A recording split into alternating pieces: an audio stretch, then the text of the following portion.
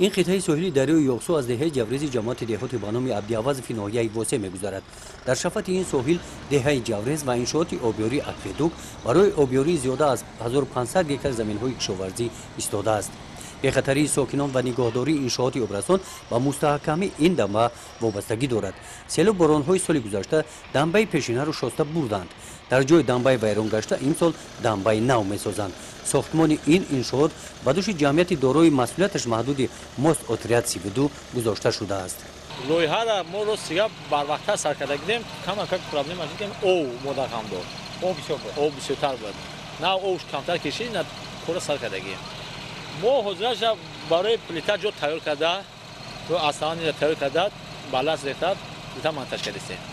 این خطه دریای یوغسو گردشی دراز داشته در اینجا جریان شدت یاب نهایت تیز است. سال گذشته از همین جا پلیت‌های کلان را که در سال گذشته شده بودند آب گرفته برده است. نعمت الله عزیزов در این خطه ساختمانی شخصی مسئول است. برای مستحکم ساختن این انشاءات حیاتاً مهم نقطه انیق را انتخاب می‌نماید. سوال مستحکم کنید 940 متر است. گذشته ما از 472 متر تا 940 مترش پایانش هم منتج کردیم. مثلا 5 ریاتی اتکوس شوه 4 ریاتی پایین در او شده نسبت ارومی او. ولات دنبه خیلی او ریدگی بود. مثلا دنبه را وضعیت بزرگ کی بود با هم خودیم مصور کردیم. او یک مرتبه اصل کانال اصل سر دادیم اینجا کورا سر کردیم. نه که اینجا او کی بسیار کی هست نه از ما اول هم خدای پایانش مثلا منتج کردیم که تو بارندگی سرشینه نه. بعد ریاتی بلوشه با بعد امسال بارندگی هم چی شد در بارندگی میتونه کار کنه. از بارون که بسیار باران نمیتونه کار کنه در پایین او میخزه فیلترمون باید فیلتر که شوکی داره محکم میکنیم سوارکا کردن نمیشه در بارندگی او بلند میشه سطح او. انشاءات مذکور با چنین طرز ساخته می شود. محصولات اساسی برای ساختمان دنبه همین گونه پلیت‌ها استفاده می شوند. آنها را با ترتیب معین گذاشته با همدیگر وصل می نمایند. در چنین حالت ساحل مستحکم می گردد. در ساختمان این انشاءات 10 نفر ساکنان بیشغل دهه جوریز به کار جلب کرده شدند. منفعت مستحکم کردن ساحل به نهایت زیاد است چون که زمین‌های خوجاگی در اینجا خط بلندشدت قوای برق میگذارد. اگر این ساحل مستحکم نمیشد ممکن که از بین میرفتم. خب یعنی شما صاحب جای کار شدین؟ صاحب جای کار شدیم. بله ساکنان محله زیاده 10 نفر طول تقریبا 1.5-2 ماه است که در اینجا صاحب جای کار صاحب معاش شده استودان. کارات موافق لایحه خوب رفته استوده است. همه مسئله های ساختمانی تامین است. سر وقت اومده رسیده استودن. تکنیک‌ها هم در حالت خوبی کاری قرار دارند.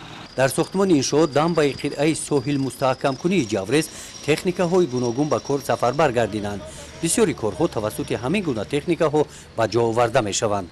تکنیکا و از یک کرانی 50 تونای یک اکسکواتر ایجاد داریم یک اکسکواتر در کریر داریم بالاس کارشاورزی شغال با یک بولدوزر قطعی کم از گاه اون از باری بالا اپیکتی نولش امو چیرا پیش او من کردیم که او مثلا نگزنه بس جوی کرونا خلل نرسونه با همون خاطر کار کردیم اونجا او محکم کردیم اینجا بود شغال آورده است به خاطری که این زمین در شغال داده نسبت لویها تاکی پلیتا در درون او دا شغال داده که است ما خاطر ای کاریران آورده است.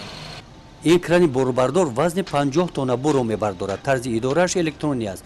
نظرالله صالح سال 2007 آن را اداره نموده متخصص گشته است. با همین ماشین در بسیار ساختمان‌های جمهوری کار کرده است. ما همین ریسپوبلیکا همه جور فقط کران دا کار کردیم، تپلاسی دا کار کردیم، راه سازی دا کار کردیم. من اومدیم کوپروک ساز دا من قریب 22 سال شد کار کردیم. من کران 10 سال شد کار کردیم. 2007 سال تکنیکا اومده بود. این تکنیکا هم سال اومدن.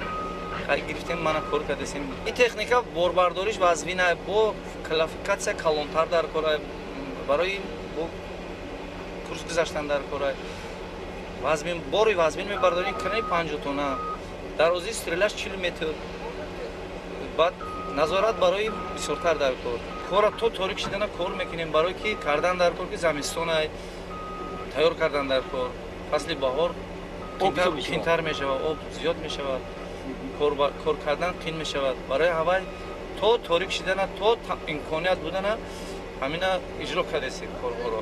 کار دشوار نیسته؟ کاری ما همه باید وطن را خدمت کنیم، ساحل محکم کنیم، همه کارهای ما همه کوپرک میسازیم. با وجود سردی‌های ماه январ کار در قطعه ساحل مستحکم‌کنی جاوریز یگان روز ختم نمی‌گردد. از روی لایحه در این قطعه کارهای ساختمانی ماه سپتامبر باید به انجام رسد.